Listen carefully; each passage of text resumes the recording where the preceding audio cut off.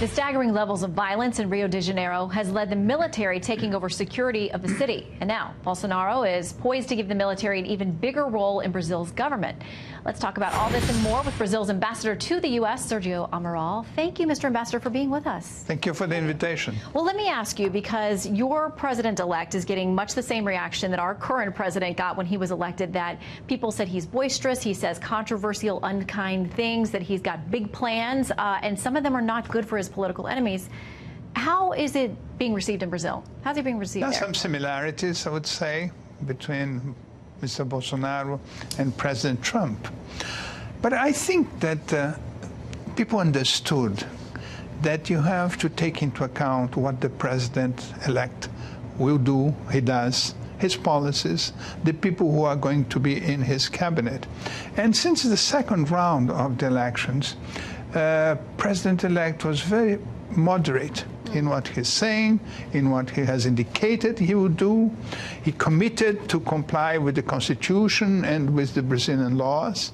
And we have strong and resilient institutions. People think about what he might do, but people don't realize that the institutions are strong. They have been working hard against corruption. The judiciary has taken to jail more than 50 political leaders, more than 50 business leaders. So the institutions are working and they are resilient. Today, he was praised, and Brazil was praised, by our former UN ambassador, who's now National Security Advisor, John Bolton, to President Trump. And what he said today was, the recent elections of like-minded leaders in key countries, including Ivan Duque in Colombia and last weekend Jair Bolsonaro in Brazil, are positive signs for the future of the region and demonstrate a growing regional commitment to free market principles and open, transparent, and accountable governance.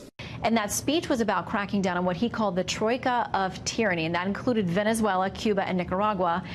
You share a large border with Venezuela, and there are very troubling times going on there. We are very concerned because this is a humanitarian crisis, and there are 2,000 kilometers of frontier with us.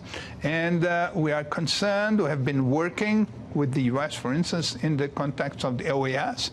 We are open to the extent we can to bring about a peaceful transition for a democratic regime in Venezuela. Okay.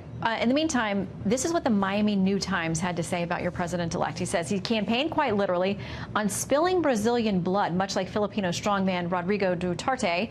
Bolsonaro has promised to mobilize police and paramilitary squads to shoot dissidents and criminals on sight. He has promised to purge left-wing outlaws. Is that a fair assessment of him, or, as you said, has he moderated his views? Yes, the more recent declarations are on the contrary. Indeed, they are on the opposite direction. What he has insisted a lot is the misadvantage that the police in Brazil has vis-à-vis organized crime.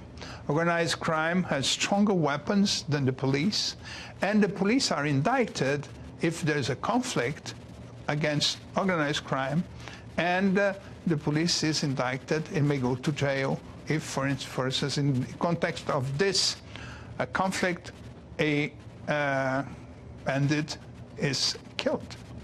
Okay, now to the issue of China, because I know that our president has said, you saw in the piece there, that you all have very high tariffs, that he wants to work on trade with you. I know that you say you're running a deficit, so you want to work on trade with us as well. But the issue of China is very big in the region because the U.S. sometimes obviously has competing interests with China.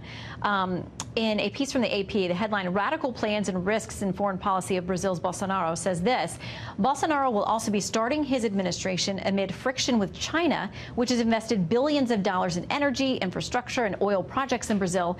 During the campaign, he complained that the Chinese are not buying in Brazil, they are buying Brazil itself. Yes, I think there are not many indications now concerning foreign policy. And of course, the relationship with China is one of the important issues because China has a lot of investments in Brazil, and it has become our most important trading partner. But the difference between the China-Brazil relationships and the relationship that China has with other countries is whenever we say something, they accept. I told the Chinese, you're not going to bring labor. They don't. You're not going to buy land close to the frontier, they don't buy. This will much depend on us.